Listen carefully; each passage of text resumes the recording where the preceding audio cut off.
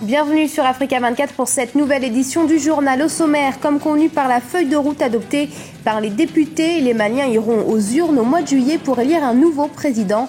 Plusieurs candidats sont en lice pour ce poste, mais pratiquement tous s'accordent à dire qu'un vrai changement est nécessaire au développement du pays. Ansar el-Sharia défie le gouvernement tunisien. Le mouvement salafiste ne renoncera pas à son meeting annuel prévu ce dimanche malgré l'interdiction annoncée par Rached Ranouchi, le chef du parti Ennahda. Et enfin, le gouvernement ivoirien a pris des mesures visant à faciliter l'implantation de PME sur son territoire.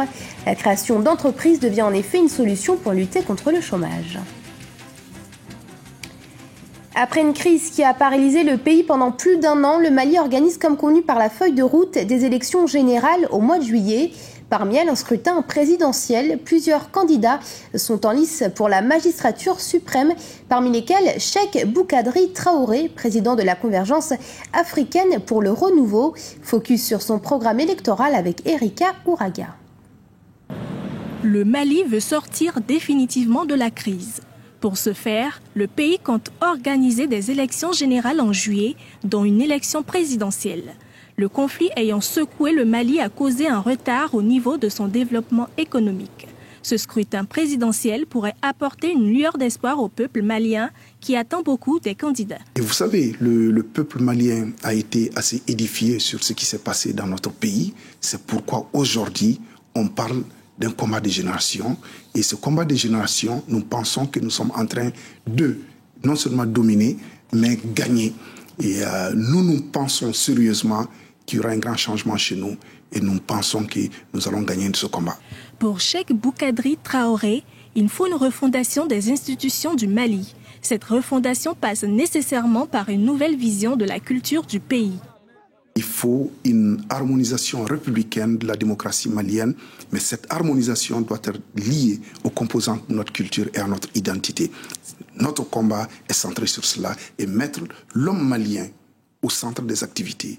Mais aussi, nous voulons faire du Mali le hub de la culture africaine. Notre projet de société étale des programmes pour faire sortir notre pays du marasme. C'est pourquoi nous l'appelons l'agenda pour le renouveau. La Convergence africaine pour le renouveau, la CAIR, veut être considérée comme un artisan pour le développement économique et social du Mali. L'un des principaux objectifs de cette organisation est d'explorer de nouveaux marchés pour permettre au peuple d'en bénéficier. En Tunisie, conflit ouvert entre gouvernement et salafistes. Rached Ranouchi, chef du parti Ennahda, a en effet interdit ce jeudi le rassemblement prévu ce dimanche par Ansar el-Sharia. Leur réponse ne s'est pas fait attendre. Ils ont assuré maintenir leur grand meeting annuel au cours duquel ils attendent 40 000 personnes. On écoute à ce sujet l'éditorialiste Camille Sari. En soi, peut être que d'accord avec tout type de manifestation, mais là, dans le cas précis, il s'agit d'une défiance par rapport à l'État, mais aussi par rapport à la sécurité.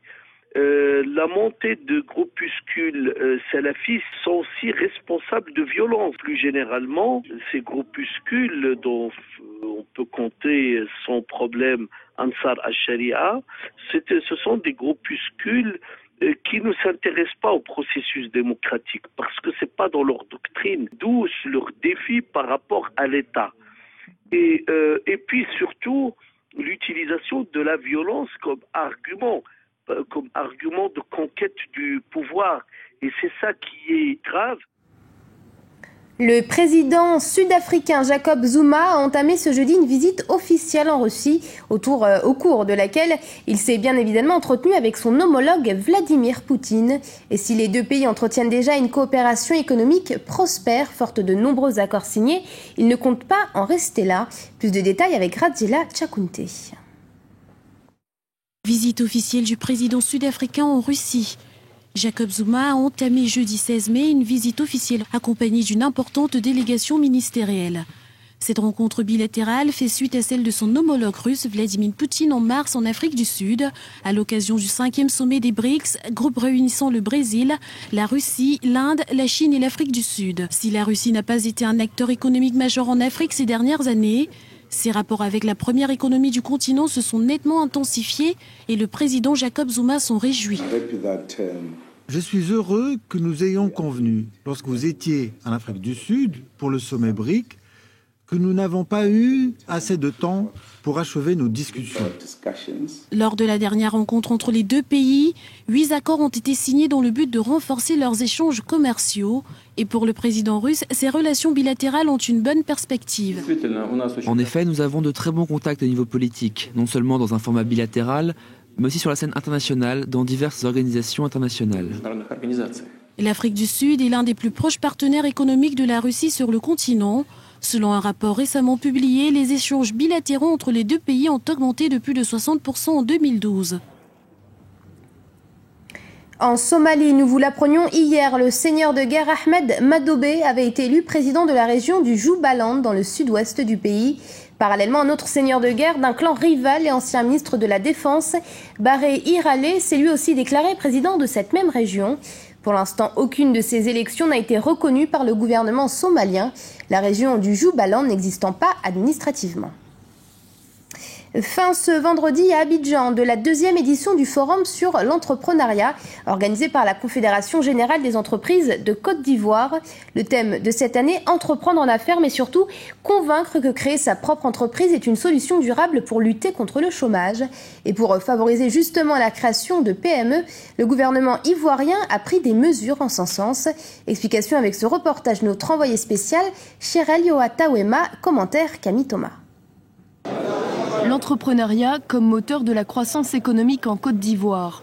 Le pays compte environ 5 millions de chômeurs, près de la moitié de la population active et sans emploi.